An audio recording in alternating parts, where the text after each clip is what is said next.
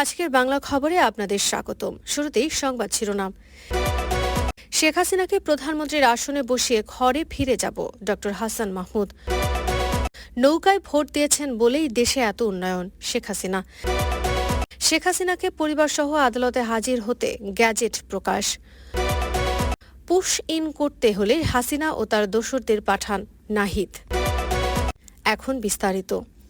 সাবেক তথ্য সম্প্রচার মন্ত্রী ডক্টর হাসান মাহমুদ বলেছেন, বিএনপি সেমিফাইনালে হেরে গেছে, ফাইনালেই ওঠে নাই, সুতরাং তাদের সাথে কি ফাইনাল খেলব। তাই নেতাকর্মীদের কাছে অনুরোধ রাখব, তাদেরকে চূড়ান্তভাবে পরাজিত করে জননেত্রী শেখ হাসিনাকে পরপর চতুর্থবার এবং পঞ্চমবারের মতো প্রধানমন্ত্রীর আসনে বসিয়ে ইনশাল্লাহ তারপর আমরা ঘরে ফিরে যাব। তার আগে আমরা ঘরে ফিরে যাব না। হাসান মাহমুদ বলেন, ডক্টর ইউনূস শেখ হাসিনার প্রতি অনেক শ্রদ্ধাশীল। ডক্টর ইউনূসের সাথে হাত মিলিয়েই আমরা আবারও ক্ষমতায় বসব। বিএনপি জামায়াতের বিষয়ে মন্ত্রী বলেন, এই অপশক্তির বিরুদ্ধে আমাদেরকে ঐক্যবদ্ধভাবে লড়াই করতে হবে। আমরা এই দেশকে বিএনপি জামায়াতের হাতে, সাম্প্রদায়িক শক্তির হাতে বিভক্ত হতে দিতে পারি না। হাসান মাহমুদ বলেন, যে দলের মহাসচিব মির্জা ফখরুল সাহেব বলেন যে পাকিস্তানি ভালো ছিল, তারা বাংলাদেশের স্বাধীনতায় বিশ্বাস করতে পারে না। আর জামায়াত ইসলামী বাংলাদেশের বিরুদ্ধে, এই পতাকার বিরুদ্ধে, লাল সূর্যখচিত সবুজ পতাকার বিরুদ্ধে পাকিস্তানিদের হয়ে লড়াই করেছিল।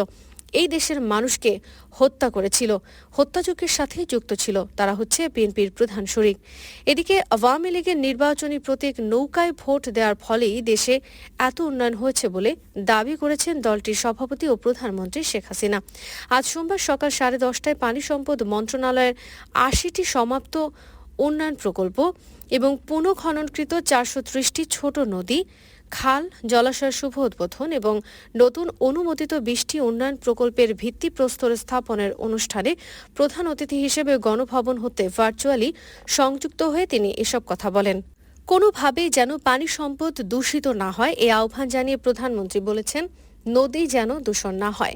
যারা শিল্প কলকারখানা গড়ে তুলবেন, তাদের দূষিত পানি যেন নদীতে না পড়ে, সেজন্য যথাযথ ব্যবস্থা নিতে হবে। শেখ হাসিনা বলেন, আমাদের খাল, বিল, নদী, নালা, হাওর বাওর সবই রক্ষা করতে হবে। শুধু বাঁধ দেওয়া আর সুইস গেট দিয়ে জলাবদ্ধতা সৃষ্টি করা যাবে না। প্রকৃতিকে তার আপন খেয়ালে চলতে দিতে হবে, কিন্তু তার মধ্য দিয়ে আমাদের সম্পদ রক্ষার ব্যবস্থা নিতে হবে।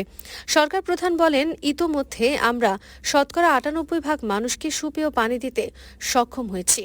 এটাও এসডিজির একটি লক্ষ্য, আমরা পূরণ করেছি।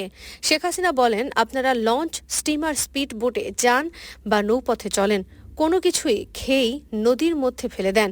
ঠিক বাসেও যখন কেউ চলাচল করে, যা কিছু আছে দেখা যায় রাস্তায় ফেলে দেবে, দয়া করে এটা করবেন না। এসব ময়লা ফেলার জন্য আলাদা ব্যাগ বা বাস্কেট রাখবেন, কিছু না পারলে একটা ঝাঁকা রাখবেন, তার মধ্যে ফেলবেন, কিন্তু নদী যেন দূষণ না হয়। এ সময় প্রধানমন্ত্রী বলেন, জলাবদ্ধতা যেন সৃষ্টি না হয় সেদিকে নজর রাখতে হবে। সব জায়গায় পানি সরে যাওয়ার জন্য জলাধার রাখতে হবে। জলবায়ু পরিবর্তনের অভিঘাত থেকে আমাদের দেশকে বাঁচাতে হবে। তিনি বলেন, ২০০৯ থেকে ২০২৩ এই সময়ের মধ্যে সারা বাংলাদেশে যে উন্নয়ন হয়েছে তার জন্য আমি জনগণের কাছে কৃতজ্ঞতা জানাই। বাংলাদেশের মানুষের কাছে কৃতজ্ঞতা জানাই যে তারা বারবার ভোট দিয়ে আওয়ামী লীগকে নির্বাচিত করেছে, কারণ নৌকা মার্কায় ভোট দিয়ে এদেশের স্বাধীনতা পেয়েছেন। সেই সঙ্গে আজ নৌকা মার্কায় ভোট দিয়েছেন বলেই এত সব উন্নয়ন ঘটেছে সবার জীবনে। অন্যদিকে ক্ষমতার অপব্যবহার করে পূর্বাচল নতুন শহর প্রকল্পের ৬০ কাঠা সরকারি প্লট বরাদ্দ নেওয়ার অভিযোগে পৃথক ৬ মামলায় সাবেক প্রধানমন্ত্রী শেখ হাসিনা, তার ছোট বোন শেখ রেহানা ও ছেলে সজীব ওয়াজেদ জয় সহ ১০০ জনকে আদালতে হাজির হতে গ্যাজেট প্রকাশ করা হয়েছে। ঢাকা মহানগর সিনিয়র স্পেশাল জজ জাকির হোসেন গালিবের সই করা এই গ্যাজেট বিজি প্রেস প্রকাশ করে।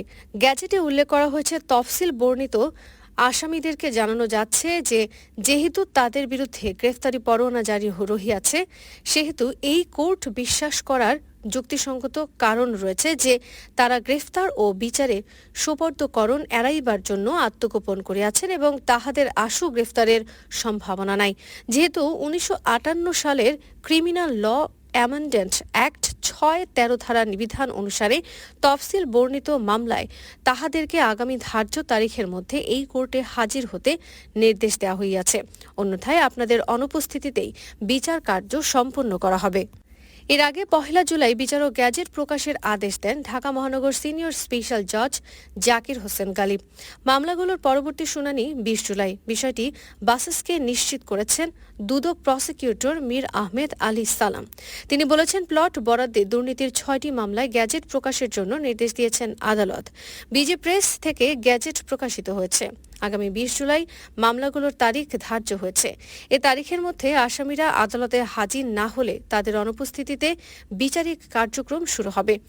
প্লট বরাদ্দে অনিয়ম ও ক্ষমতার অপব্যবহারের অভিযোগে শেখ হাসিনা, শেখ রেহানা, সজীব ওয়াজেদ জয়, রাদওয়ান মুজিব সিদ্দিক, টিউলিপ সিদ্দিক, পুতুল ও আজমিনা সিদ্দিক সহ মোট 100 জনকে আসামি করে 6টি মামলা দায়ের করা হয় 12 থেকে 14 জানুয়ারির মধ্যে। মামলাগুলো দায়ের করেন দুদকের উপপরিচালক সালাউদ্দিন, সহকারী পরিচালক আফনান জান্নাত কিয়া এবং এস.এম. রাশিদুল হাসান। তদন্ত শেষে 10 মার্চ চার্জশিট জমা দেন মামলার তদন্তকারী কর্মকর্তারা। 14 জানুয়ারি শেখ হাসিনা সহ 8 জনকে আসামি করেন উপপরিচালক সালাউদ্দিন। তদন্তে নতুন 4 জন যুক্ত হয়ে চার্জশিটে আসামির সংখ্যা দাঁড়ায় 12। তদন্ত করেন সহকারী পরিচালক আফনান জান্নাত কিয়া। একই দিন সহকারী পরিচালক এস.এম. রাশিদুল হাসান শেখ হাসিনা ও সজীব ওয়াজেদ জয় সহ 15 জনের বিরুদ্ধে মামলা করেন। পরে 2 জন যুক্ত হয়ে চার্জশিটে আসামি হন 17 জন। 13 জানুয়ারি উপপরিচালক সালাউদ্দিন শেখ রেহানাকে প্রধান আসামি করে শেখ হাসিনা ও টিউলিপ সহ 15 জনের বিরুদ্ধে মামলা করেন। তদন্ত শেষে আরও 2 জন সহ 17 জনের বিরুদ্ধে চার্জশিট দেন আফনান জান্নাত কিয়া।